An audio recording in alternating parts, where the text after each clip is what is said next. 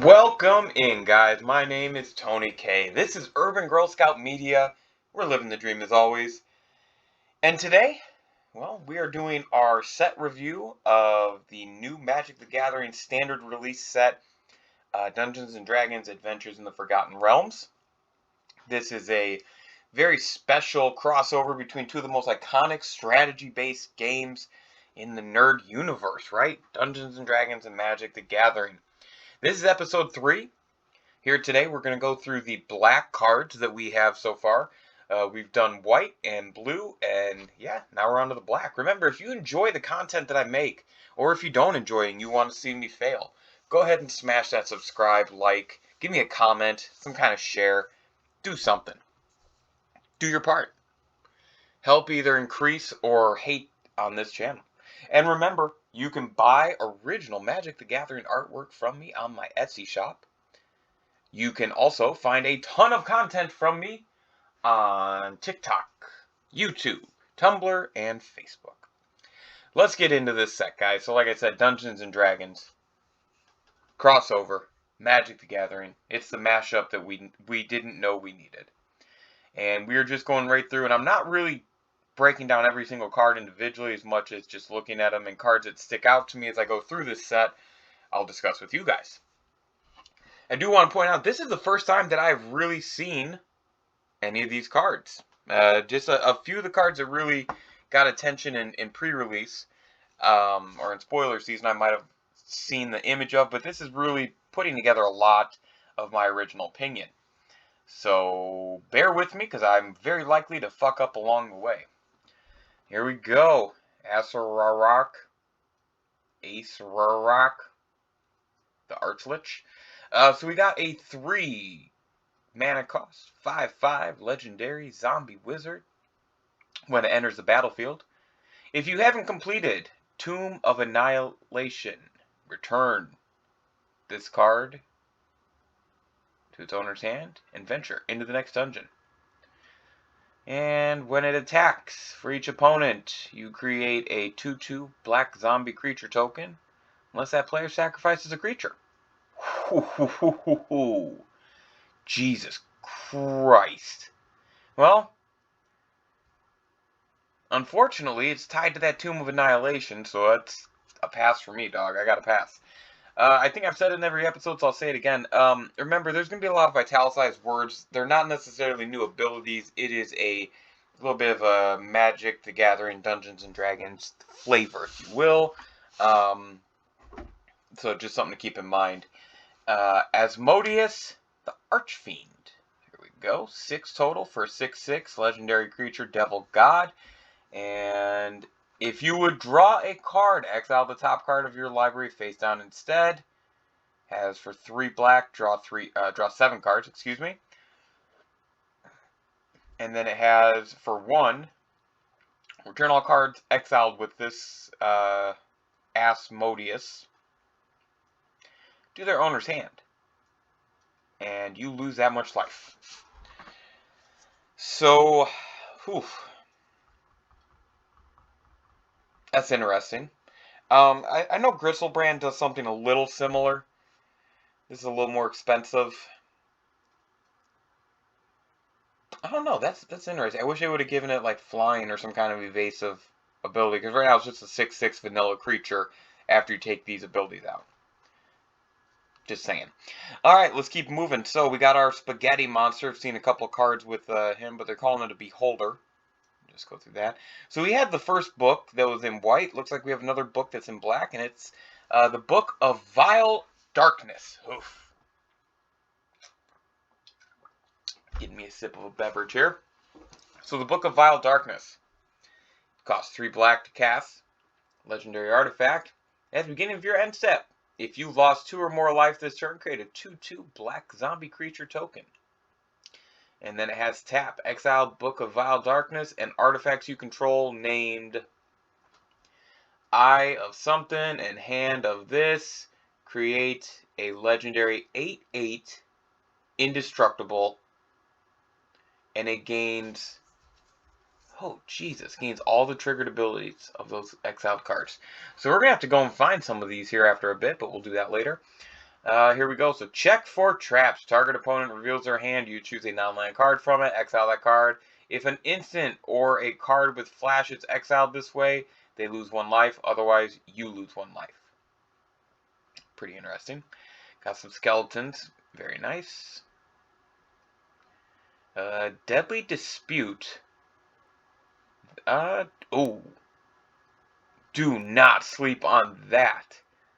Do not. So you're talking 2 total mana for an instant. You sack a creature or an artifact. You draw 2 cards and you create a treasure token. You don't lose any life here, guys. That is a banger. That is a banger at the common slot. If you already have treasure tokens in your deck, I understand it's in black, but if you already have treasure tokens in your deck, you literally are sacking a treasure token and paying 2 mana to draw 2 cards and get that treasure token back. That's not bad at all. Okay. I gotta keep rolling because that... Jesus. Alright, Death Priest of Mirkul. So it's a lord. I don't know exactly what a tiefling cleric is, but it's a lord to skeletons, vampires, and zombies. They all get +1/+1 to begin of your end step. If a creature died this turn, you may pay 1. If you do, create a 1/1 black skeleton creature token. Very cool. Alright. Moving on. So this brings me to one of the only cards that I knew about going into this video set here today. Ebb and Death. And let's talk about it. So for 4 total mana, you're getting a 5/2 zombie dragon legendary creature with flash flying, enters tapped, and you may cast it from your graveyard if a creature with a different name died this turn. Yeah. So I understand it enters tapped. I really do, but that's not bad. The flash and flying makes it interesting at bare minimum. Alright. What the fuck? Eyes of the Beholder for 6 total mana. Target creature gets -11/-11. So Tragic Slip, but a little bit more expensive. Actually, a lot bit more expensive. Alright, keep rolling. So I saw some with Menace. I gotta check it out. Forsworn Paladin, 1 black for a 1/1 Menace. Pay 1 life, create a treasure token. You have to tap it for that, and then you can pay 3. Target creature gets +2/+0 until end of turn. If mana from a treasure token was spent to activate this ability, creature also gets death to... Oh, shit. That's interesting.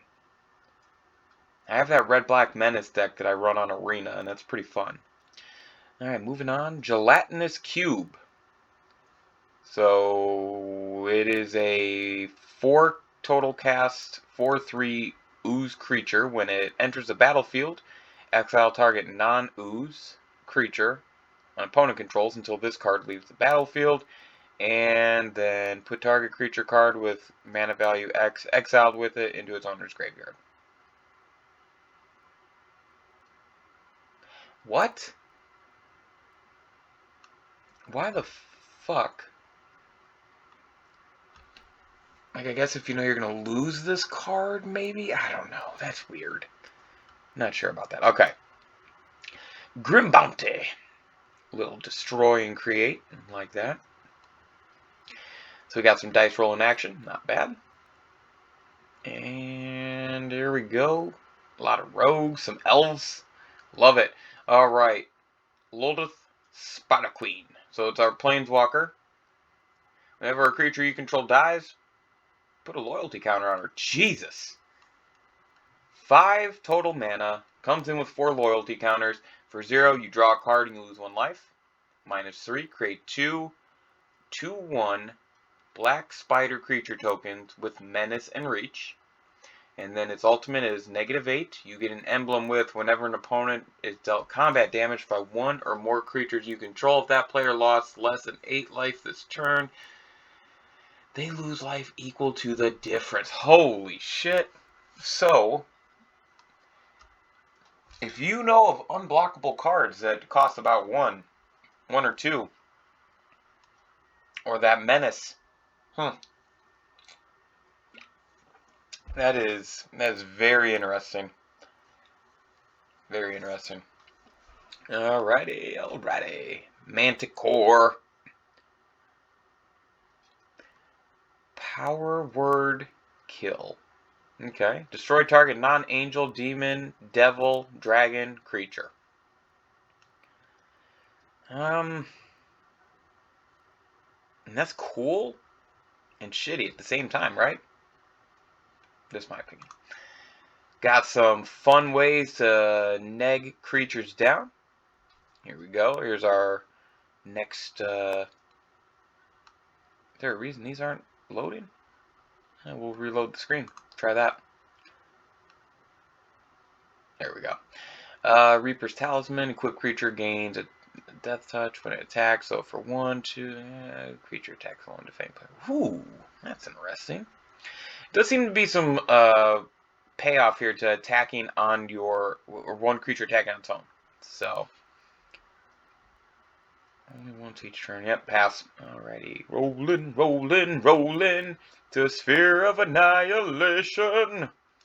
So when it enters the battlefield with X, void counter. So that X means something right away. At the beginning of your upkeep, exile Annihilation all creatures and planeswalkers with... Okay, all creatures and planeswalkers with mana value less than or equal to the number of void counters on it. All creature and planeswalker cards in graveyards with mana... Damn, so you're exiling everything out. This will be fun. I do like that they're giving it till the end of, or to the beginning of your next upkeep. It doesn't have flash, so you can't sneak it in. So your opponents do get a turn, if they do anything with it, to deal with that. Very cool. Alright, Thieves' Tools. So, create a treasure token and can't be blocked if its power is 3 or less. I like it. Moving on down.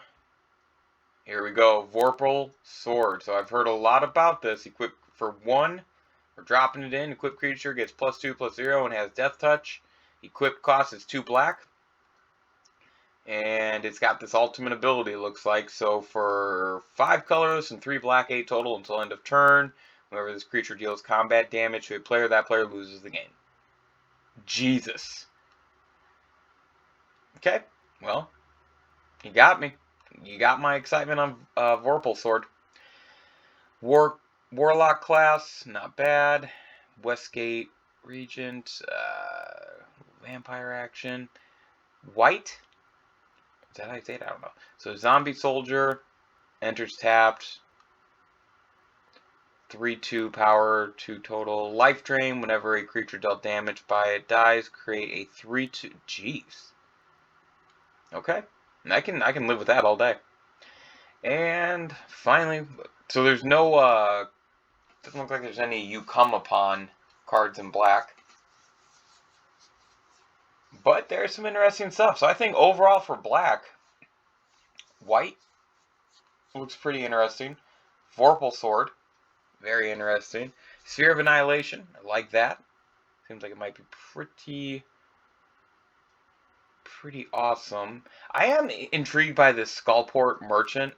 I think because of how much focus there is on treasure tokens both here and within Modern Horizons 2. It's pretty awesome. I do like this Planeswalker. Couple of common cards in here that I'm intrigued by. Eyes of the Beholder really is interesting to me. Okay, well, there you go. That's my look into everything that's black coming out of this set. And I think up next it looks like we have red. Just making sure I haven't missed anything here that really sticks out. But no, this seems pretty straightforward. I feel like I'm going to be missing the boat on this one, but I don't think that's that good of a card. I'm just going to go ahead and say it. Power word kill. I don't think it's that good of a card. We'll see you guys next time, and we will do red. Thanks.